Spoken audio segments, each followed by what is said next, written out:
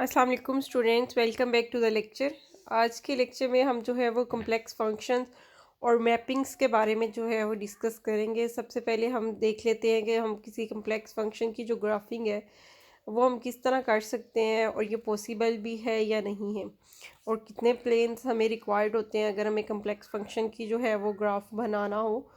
हमने यहाँ पर जो है एक फंक्शन कंसीडर कर लिया है f, जिसमें x और y इसकी डोमेन के एलिमेंट्स है और इस पर फंक्शन f अप्लाई होगा, और बाद में हमारे पास आउटपुट में दो वेरिएबल्स आ रहे हैं u और v। अब अगर हम देखें यहाँ पर बेसिकली हमारे पास दो डोमेन के वेरिएबल आ रहे हैं और दो ही हमारे पास जो है वो रेंज में आ रहे हैं वेरिएबल u और v। मतलब इनपुट में भी हमारे पास दो वेरिएबल है और आउटपुट में भी हमारे पास जो है वो दो वेरिएबल्स आ रहे हैं। तो इनको जो है वो एक प्लेन पे ड्रा करना जो है वो पॉसिबल नहीं है। हम डोमेन को जो कि एक्स वाई है इसको सेपरेट प्लेन पे ड्रा करेंगे। इसी तरह हम जो रेंज है इसको हम सेपरेट प्लेन पे जो है वो ड्रा करेंगे। इन चारों को हम किसी एक प्लेन पे जो है वो ड्रा नहीं कर सकते, इनकी ग्राफिंग एक प्लेन पे पॉसिबल नहीं है। अगर हम लिमिट की बात करें फंक्शन की कि y हमने जो है वो x का फंक्शन लिया हुआ है यहाँ पर, y is a function of x, और हम limit x approaches to x naught f of x अगर हम कहते हैं कि l जो है वो इसकी लिमिट है, तो लिमिट की जो डेफिनेशन है, बाय डेफिनेशन हमें क्या पता चलता है कि for every epsilon there exist a delta, और ये हमारे पास क्या है कि x माइनस एक्स नोट जो है वो less than delta and f of x minus l जो है ये लेस देन एप्सिलॉन होता है। अब इसमें हमने देखना ये है कि जो हमारे पास डोमेन वाला सेट बन रहा है जो कि डेल्टा पे डिपेंड कर रहा है, ये हमारे पास एक्स नोट कोई पॉइंट है, एक्स हमने इस पे कोई भी पॉइंट लिया हुआ है, तो ये हमारे पास अगर हमने इसको यहाँ पर ये इसको हम कह दें कि ये जी प्लेन पे हमने इसको लिया है, तो इसकी जो लिमिट है वो हमारे पास आएगी। इसको अगर हम डब्ल्यू प्लेन कह दें तो ये डब्ल्यू प्लेन पे हमारे पास आएगी, और ये एल इसकी जो है वो लिमिट की वैल्यू होगी। अब in real intervals 2 points 2 sides in complex disc infinite many directions, basically real में हमारे पास जो है वो होते हैं कोई ना कोई पॉइंट्स आते हैं, या तो वो हम जिनको जो है वो हम डील करते हैं इंटरवल के अंदर, जो है वो कोई उसके दो बाउंड्री पॉइंट्स हमारे गिवन होते हैं, उसके अंदर वाले पॉइंट्स को जो है वो हम डिस्कस कर रहे होते हैं। लेकिन कम्प्लेक्स में हमारे पास एक डिस्क गिवन होती है। बेसिकली अगर हम इस पे भी फोकस करें तो ये हमें एक डिस्क गिवन है, जिसका जो है वो सेंटर हमने एक्स नॉट लिया हुआ है, रेडियस जो है वो हमने लिया हुआ है डेल्टा। इस तरह यहाँ पर भी हमने सेंटर जो है वो एल लिया हुआ है और रेडियस इसका एप्सिलॉन लिया हुआ है। तो ये हमें एक डिस्क बेसिकली बन रही है। अगर हम कम्प्लेक्स में देखें फंक्शंस को तो ये हमारे पास जो है वो डिस्क की फॉर्म में होते हैं। अब नेक्स्ट हमारे पास ये है कि अगर हम f of x is equal to z square हमने लिया है, और फिर हम जो है वो इस फंक्शन में अब हम देखना चाह रहे हैं कि बेसिकली ये जी स्केयर जो है इसको हम आर और थीटा की फॉर्म में जो है वो किस तरह एक्सप्रेस कर सकें, या एक्स और वाई की फॉर्म में हम देखना चाह रहे हैं। हम इसको f of z is equal to z square को हम एक्स वाई और आर और थीटा की फॉर्म में हम देखना चाह रहे हैं, और इनके रियल और इमेजिनरी पार्ट जो है वो सेपरेट सेपरेट करना चाह रहे हैं। अगर हम जी यहाँ पर जो है वो इक्वल टू ले लें, जी हम यहाँ ले लें कि G is equal to x plus iota y. अगर हम ये जी की प्लेस पे पुट कर दें तो यहाँ पर हम जब जी का स्केयर लेंगे तो ये हमारे पास ए प्लस बी के होल स्केयर वाला जो है फार्मूला वो हम यहाँ पर यूज़ करेंगे। यहाँ पर ए की प्लेस पे हमारे पास एक्स है तो एक्स का स्केयर ले लिया, प्लस अयोटा वाई ए का जब स्केयर लेंगे तो ये हमारे पास आ जाएगा iota square into y square. अब अयोटा स्केयर हमारा इक्वल होता है -1 के, तो ये हमारे पास x square minus y square आ गया। अब नेक्स्ट हमने जो है वो 2 इंटू ए बी, और यहाँ पर ए हमारे पास एक्स है और बी जो है वो अयोटा वाई है, तो ये into 2 into iota x y ये हमारे पास टर्म आ गई। अब यहाँ से अगर हम रियल और इमेजिनरी पार्ट जो है वो सेपरेट सेपरेट लिखना चाहें, रियल पार्ट को हमने यू एक्स वाई कहा है एक्स और वाई का, क्योंकि ये फंक्शन है, और यू हम रियल के लिए यूज़ कर रहे हैं और वी हम यहाँ पर इमेजिनरी के लिए यूज़ कर रहे हैं। तो यहाँ पर हमारे पास जो रियल पार्ट बन रहा है वो x square minus y square, और जो इमेजिनरी पार्ट बन रहा है ये योटा के साथ वाला सारा का पार्ट जो है वो 2xy जो है ये हमारे पास इमेजिनरी पार्ट है। अब पोलर कोऑर्डिनेट्स में हमने देखना है कि पोलर कोऑर्डिनेट्स में किस तरह जो है वो हम एक्सप्रेस कर सकते हैं इसको हुई जी स्केयर को। अब एफ ऑफ जी की प्लेस पे जब हमने पोलर में लिया तो वो हम लेंगे r e raise to power iota theta. ये वैल्यू अब हम लेंगे और ये जी की प्लेस पे जो है वो पुट करेंगे। जब इसका हम स्केयर लेंगे तो ये हमारे पास आ जाएगा आर स्केयर और ई रेज टू पावर 2 थीटा हमारे पास आ जाएगा। और इसको हम जो है वो अगर ओपन करें तो ये हमारे पास बन जाता है r square cos 2 theta plus iota r square sine 2 theta. अब यहाँ से हम जो है वो रियल और इमेजिनरी पार्ट इसका भी लिख सकते हैं। ये हमारे पास रियल पार्ट है आर स्केयर कोस 2 थीटा, और इसका अगर हम इमेजिनरी पार्ट देखें तो वो आर स्केयर साइन 2 थीटा, ये हमारे पास जो है वो इसका इमेजिनरी पार्ट आ रहा है। अब अगली बात ये कि रियल वैल्यूड कम्प्लेक्स फंक्शंस को बेसिकली हम देखने चाह रहे हैं कि ऐसे कौन से कम्प्लेक्स फंक्शंस हैं जो कि रियल वैल्यूड होती हैं। अब हमने एक कम्प्लेक्स फंक्शन जो है अगर हमने कंसीडर कर लिया तो ये कार्टियन कोऑर्डिनेट्स में हमारे पास कम्प्लेक्स फंक्शन एफ ऑफ जी जो है वो हमारे पास क्या बनेगा, एक्स कोमा वाई, मतलब यू जो है वो एक्स और वाई का फंक्शन है प्लस योटा वी भी एक्स और वाई का फंक्शन है। और अगर हम इसको पोलर कोऑर्डिनेट्स में देखना चाहें तो ये हमारे पास एफ ऑफ जी जो है ये यू आर और थीटा की फॉर्म में, इसी तरह वी भी आर और थीटा की फॉर्म में हमारे पास आएगा। जैसे अभी हमने यहाँ पर देखा भी था वो बाब में कि हमने एक्स और वाई की फॉर्म में भी यू और वी की वैल्यूज़ देखी, और फिर हमने उसके बाद जो है एक्स और वाई की फॉर्म में देखने के बाद हमने आर और थीटा की फॉर्म में भी यू और वी की जो है वो वैल्यूज़ देखी। तो इसी तरह यहाँ पर भी हम कम्प्लेक्स फंक्शन को जो है वो एक दफ़ा हमने कार्टियन पर कोऑर्डिनेट्स में डिफ़ाइन कर लिया, एक दफ़ा हमने पोलर में। अब इन दोनों से हमें क्या पता चलता है कि अगर हमारे पास ये v जो है जो हमारे पास इमेजिनरी पार्ट है चाहे वो कार्टियन में हो या पोलर में हो, अगर ये हमारे पास ज़ीरो आ जाए तो जो फंक्शन हमारे पास आ जाएगा वो रियल वैल्यूड फंक्शन जो है वो हमारे पास आ जाएगा। ठीक है, a real value function that is used, ये हमारे पास जो है वो सम इम्पोर्टेंट कंसेप्ट्स में जो है वो रियल वैल्यूड फंक्शंस जो है वो यूज़ भी होते हैं, वो यूज़फुल भी हैं हमारे लिए। हम कैसा फंक्शन हमारे पास रियल वैल्यूड फंक्शन होगा जिसमें हमारे पास इमेजिनरी पार्ट जो है वी वाला जो पार्ट हम ले रहे हैं वो योटा के साथ वाला वो पार्ट अगर हम ज़ीरो ले लें तो फिर ऐसे फंक्शंस को हम कहेंगे कि ये रियल वैल्यूड फंक्शन ही है। दूसरी बात अगर हम मोड ले लें कम्प्लेक्स फंक्शंस का तो वो भी बेसिकली हमारे पास रियल वैल्यूड फंक्शन ही एक दे देते हैं हमें। जैसे कि जी का हम स्केयर ले रहे थे तो जी का स्केयर जब हमने लिया हमने देखा कि ये हमारे पास कम्प्लेक्स वैल्यूड फंक्शन बन रहा है क्योंकि इसमें रियल पार्ट भी आ रहा है और इमेजिनरी पार्ट भी आ रहा है, वी वाला पार्ट ज़ीरो नहीं है। इसी लेकिन ऐसा अगर हम इसी जी स्केयर का जो है वो मोड ले लेते तो फिर वहाँ से जो हमारे पास फंक्शन आना था इसका जब हम मोड लेंगे तो वहाँ यहाँ से हमें जो फंक्शन मिलना था वो रियल वैल्यूड फंक्शन आ गया था बेसिकली। देखिए जी हमारे पास जो था वो किसके इक्वल था, हमारे पास जी हमने एक्स प्लस अयोटा वाई लिया हुआ था, और इसका जो है अब हमने एक तो लेना है स्केयर भी लेना है और इसका मोड मोड भी हमने ले लेना है। ठीक है, मोड लेके फिर इसका जो है वो स्केयर भी ले लेना है। तो अब ये हमारे पास इसका मोड जो है वो हमारा इक्वल होगा square root x square real part plus y square, और फिर जब इसका दोबारा से स्केयर हम ले रहे हैं तो फिर ये स्केयर स्केयर रूट से कैंसिल हो जाएगा, तो सिर्फ हमारे पास ये वाला पार्ट बच गया x square plus y square. अगर हम इसको जो है वो कम्प्लेक्स फॉर्म में लिखना चाहें तो इसमें बेसिकली जो हमारा इमेजिनरी पार्ट है वो प्लस ज़ीरो योटा की फॉर्म में हम लिख सकते हैं कि इसका इमेजिनरी पार्ट जो है वो हमारा ज़ीरो आ रहा है। तो ये फंक्शन जो है ये भी हमारे पास जो है रियल वैल्यूड फंक्शन हमारे पास जो है वो बन गया है।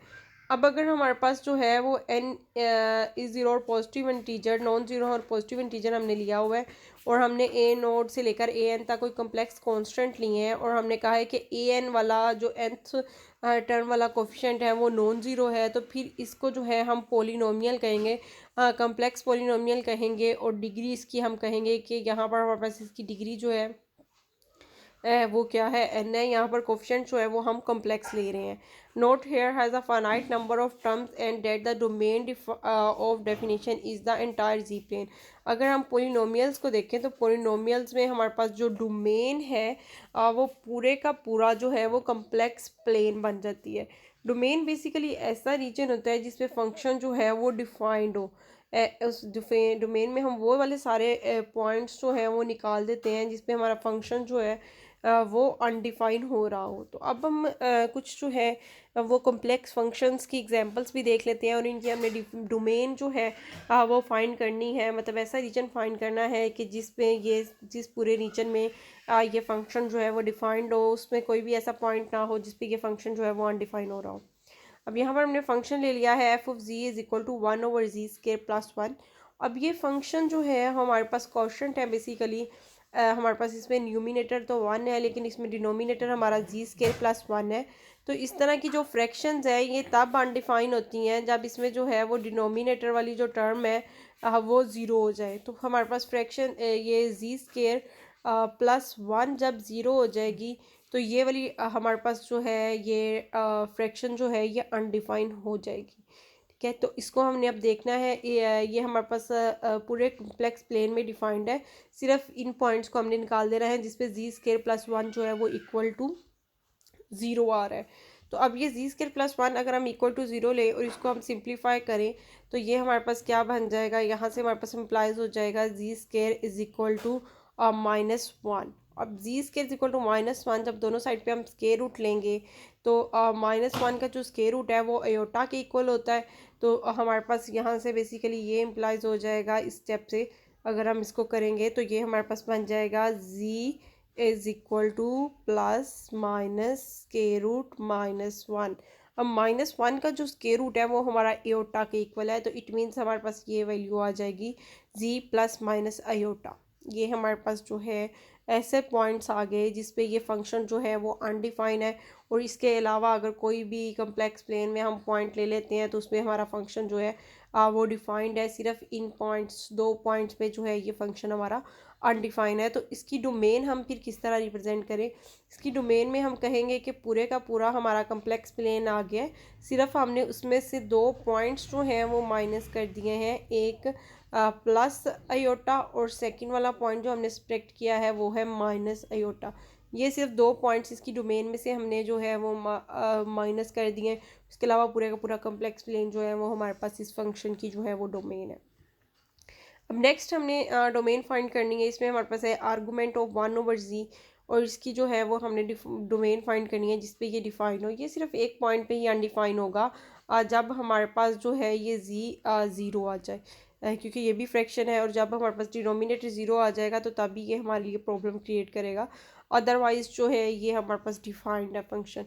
अब इसमें हमने क्या किया कि -पाई से ग्रेटर हमें पता है कि आर्गूमेंट ऑफ जी की वैल्यू होती है और लेस और इक्वल टू होती है पाई के। कि ये कैपिटल ए से हमने रिप्रेजेंट कर रहे हैं तो ये प्रिंसिपल आर्गूमेंट की बेसिकली बात कर रहे हैं। और प्रिंसिपल आर्गूमेंट की जो हमारे पास रिस्ट्रिक्शन है वो -पाई से हम ग्रेटर लेते हैं और लेस और इक्वल टू पाई लेते हैं।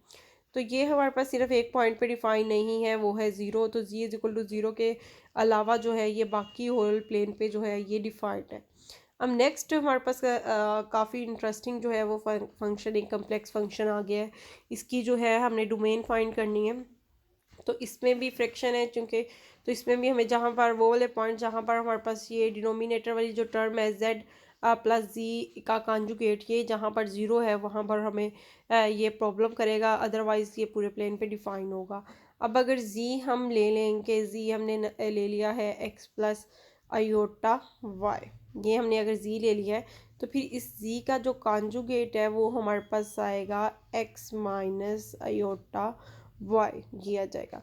अब इसका z है, इसमें इसके कॉन्जुगेट को जब हमने ऐड करना है, इन दोनों को जब हम ऐड करेंगे तो ये वाला पार्ट तो हमारा हो जाएगा ज़ीरो, बाकी हमारे पास बच जाएगा 2x बच जाएगा। अब 2x is equal to zero हम जब रखेंगे तो इट मीन्स हमारे पास यहाँ से हमें आ जाएगा 2x इक्वल टू ज़ीरो, क्योंकि हम z प्लस जी कॉन्जुगेट को इक्वल टू ज़ीरो लेके चल रहे थे। ठीक है, 2x इक्वल टू ज़ीरो का मतलब क्या है कि x इक्वल टू ज़ीरो।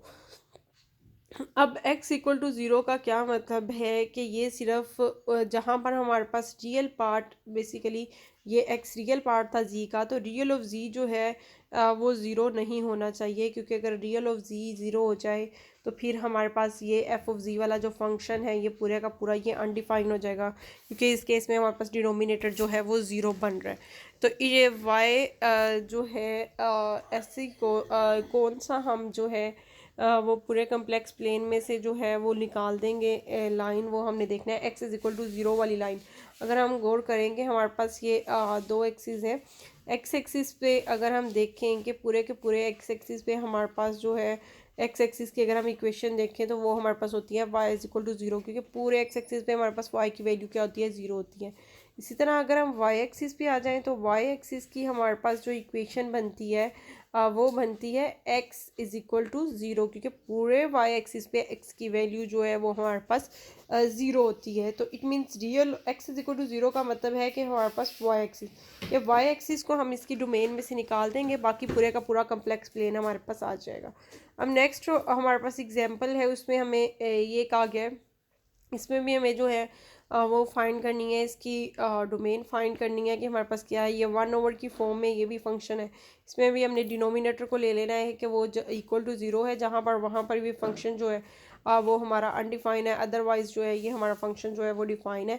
तो जब हम इसको जो है वो 1 माइनस जी मोड का स्केयर जो है वो इक्वल टू ज़ीरो लेंगे, तो यहाँ से हमारे पास क्या इम्प्लाइज हो जाएगा, 1 is equal to z mod square. तो इसको अगर हम इस पर अगर हम फोकस करें तो ये बेसिकली हमारे पास जो है वो एक सर्कल बन रहा है, जो कि जिसका हम जो है वो सेंटर तो ज़ीरो पे ले रहे हैं, लेकिन इसका हम जो रेडियस है वो 1 ले रहे हैं। तो ये इस सर्कल के अलावा बाकी सारे के सारे कम्प्लेक्स प्लेन पे जो है ये फंक्शन हमारा डिफाइन है।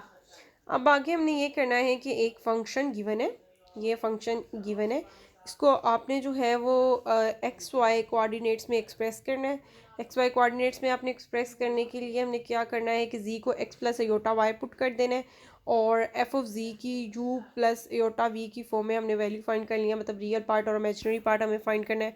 तो इसको आप पुट करके सिंप्लीफाई करके जो है आपने वेरीफाई करना है कि आपकी यू और वी की वैल्यूज़ जो हैं वो ये बने। यू की वैल्यू यहाँ पर आपकी आनी चाहिए x cube minus 3xy² plus x plus 1, और इसी तरह v की वैल्यू आपकी आनी चाहिए v cube plus 3x² y plus y, ये आपकी इमेजिनरी पार्ट की वैल्यू होनी चाहिए। और नेक्स्ट हमें एग्जांपल गिवन है, इसमें हमें कहा गया है कि आर और थीटा की फॉर्म में जो है वो, तभी इसको पोलर फॉर्म में जो है वो एक्सप्रेस करके बताएंगे कि क्या बन रहा है। तो इसकी भी आपने जो है वो पोलर फॉर्म में वैल्यू जो है वो वेरीफाई करनी है। फाइनल वैल्यूज़ में आपको यू और वी की बता देती हूँ कि फाइनल फंक्शन जो है वो हमारे पास ये बन रहा है। ये यू की आपकी वैल्यू आनी चाहिए r+1/r कोस थीटा और r-1/r साइन थीटा। इसको आपने उस फंक्शन में ये जो फंक्शन गिवन है इसमें आपने पुट करना है, और फिर मुझे ये वेरीफाई करके जो है वो आपने बताना है कि इसकी वैल्यूज़ जो हैं वो यही बन रही हैं कि नहीं बन रही।